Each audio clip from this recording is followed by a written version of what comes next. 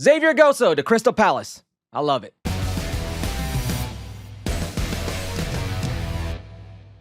Let's talk about why this move is not only an exciting move in terms of the platform, the Premier League, but the actual setup for the 19-year-old player. All right, Xavier Goso exploded onto the scene not too long ago.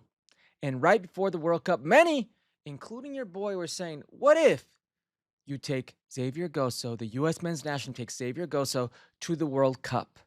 We've seen this before. 1994. Now, I'm not going to compare the likes of the ceilings of one or another. I'm just comparing the scenarios. 1994, World Cup shootout, final, Brazil versus Italy. The camera pans, and you see the Brazilian players arm in arm, and there's Ronaldo, il fenomeno, R9, teenage gap tooth, arm in arm with his teammates. He didn't play. He was there for the ride because they understood what they had and they wanted to develop. Now, many would say the national team is not to develop, and I am almost with that sentiment. But there are scenarios where you can nurture, and it makes sense for you. It makes sense for your future.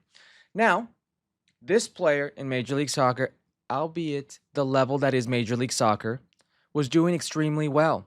There are a few things going for him. He's got good size. He's got incredible pace. He's got very good footwork, incredibly technical, and he is brave. And when people say brave, that is a cop-out. I'm talking about brave in the way he tries to attack you. He takes risks. Technically, in tight situations, will go at you. I'm not going to just say be brave and not give you an example of not being brave. He feels comfortable in the tight spaces. Some would argue maybe a system player because he's a wing back. So if you put him in a traditional 4-4 as a back line, maybe he's not the same player. Let's talk about where he's going. All right. The deal is Xavier Goso, and it's $15 million. Advanced talks. He's expected to leave. Last night, a few hours ago, he was at the game. That was Real Salt Lake at home to Tigres of Liga MX Leagues Cup. He didn't play, but he was there. He's not playing because he's expected to already be on a flight, take his medical evaluations, and everything should be getting locked up, sealed, and delivered very soon. He's a 19-year-old right winger, wing back, RSL Academy product, MLS All-Star for whatever that's worth, U.S. Youth National Team. He's got some pedigree with the national team, youth national team. He's already got 6 goals, 5 assists, and he stated, I interviewed him on the Vamos Network, Men in Blazers, that he wanted to go to Europe, that this was the window for him. Now, before I get into the other suitors and the situation he's walking into, let me talk to you about the interview I did with them and what came across to me as important. I'll use Gilberto Mora. Gilberto Mora is a different type of player, but his father was a footballer. I know the family setting. I know the nucleus. I know how grounded he is. I came away, his father was a teammate of mine at Puebla, Gilberto Mora Sr. I came away with the same feeling that he's got a strong nucleus. He's very involved in his faith. He's part of the Mormon church, which makes a lot of sense. He plays in Real Salt Lake. It's Utah. It's Salt Lake. And he seems just like a big-eyed, excited, hungry kid. I mean, when we called him for the interview, he was like apologizing and he wanted to do the interview from his car because he forgot about the interview and he was golfing.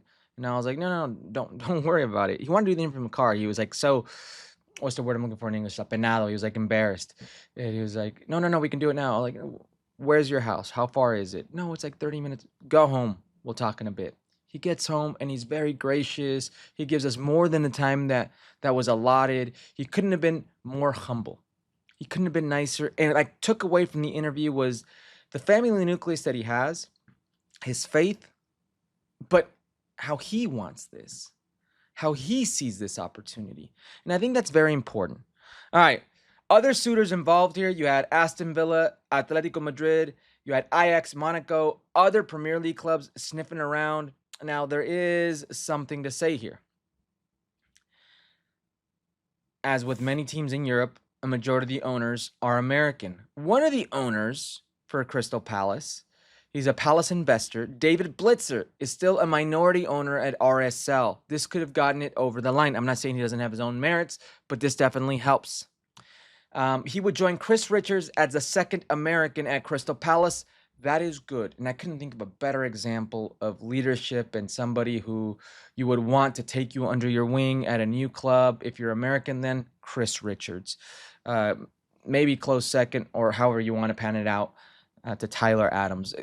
Great mentorship that could go on there, and I think that'd be immensely important. Now, it's not just the Premier League. That's not what should get you excited, though it should get you excited. I'm excited. I'm drinking my coffee. It's the platform. And what I mean by platform is the team, is the setup. Crystal Palace has a reputation of finding gems, of scouting, knowing what they're looking for, and then exploiting that talent. Exploding and exploiting that talent. Esse, they signed him from QPR at 22 years old. They sold him for, these are all in euros, 67.5 million to Arsenal. That was a club record. He played a FA Cup final with them. Maxence Lacroix, Wolfsburg, Michael Olise, who was very comparable here. He was 19 years of age, same age when he came from Reading for $8 million. Goso's coming for 15. They sold him for almost 51 million euros to Bayern Munich. You see what he is today. In the World Cup, he was the assist leader in the World Cup. He's one of the leading playmakers in the world. Comparable in the term of he's a wide player. He comes in relatively inexpensive for the Premier League. Good age, 19 years old. High ceiling. Wan-Bissaka. Who else we have? Wilfried Zaha, Yannick Bolasie. There's tons of comparable examples of Crystal Palace doing their job when it comes to scouting.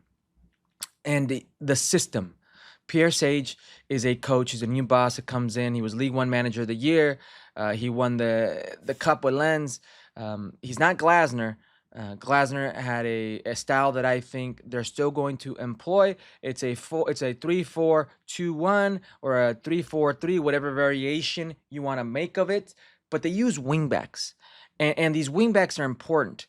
They're part of how they play in terms of how they dictate pace. They're pushed up high.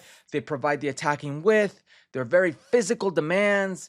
That is how they do things. So Xavier Goso is going into a setup that is conducive to him. His environment will help him grow. And I could think of maybe only one or two better landing spots in terms of finding gems and in terms of having that platform. Crystal Palace is one of them. Brighton could be another. I'm trying to think what else is out there that I really could get excited about. That's not a top 6. You say a young player is going to have nurture, going to have his time to grow, and competition here. Now, Nathaniel Klein is gone. That's one more wide player or outside back in his way gone. Oscar Mingueza, 27-year-old, was brought in. He's brought in from Celta de Vigo. He's versatile. He's a guy that I think is going to be providing cover. But the guy that's really standing in his way,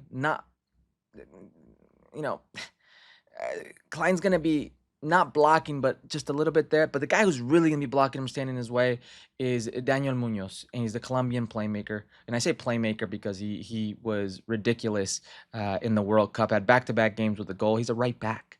He's very good, very physical, but he's 30 years old. And there are plenty of rumors swirling about where this player is going to go. Among those is Manchester United and other suitors. I've even seen reports of Barcelona, though I think that could be a little far-fetched because I don't know if Barca has got that cash flow right now, and they're on to bigger fish like Julian Alvarez.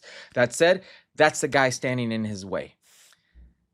But this is the Premier League. This is Crystal Palace. This is an Europa League team. And if we go off the premium amount of games, the number of games on average that these Europa League teams play in the Premier League with all the competitions, you've got now the Premier League, Europa League, you've got the League Cup, you've got the FA Cup, things like this. You could be looking around 55 to 60 games plus on average. He's going to get time. This will be a learning curve for Goso as well. Goso has played not many games. And if he plays maximum amount of games he could in a regular calendar year with League's Cup, that's excluding playoffs because we don't know how many playoffs games they would have, he'd be around 40-ish if he played all those. And those would still be a lot of games for a player like Goso because he's never experienced that. This is important, the amount of games. Pierre Sage is not going to run a right back 60 plus games. He's going to get time here. And what he does with that time will be very important in a setup that is used to nurturing young talent. I'm excited for Xavier Goso, for the player he is and the platform he is landing at, which I think is very important here. Crystal Palace is a team that gets me immensely excited because of their track record for selling, for developing, finishing the development of the player. It's a proof of concept club in England that doesn't really exist a lot in England. And this is the Premier League platform. Michael Olise is Michael Olise, but think about that for a second. He wasn't Michael Olise until he turned into Michael Olise. They took a chance on him. They developed him.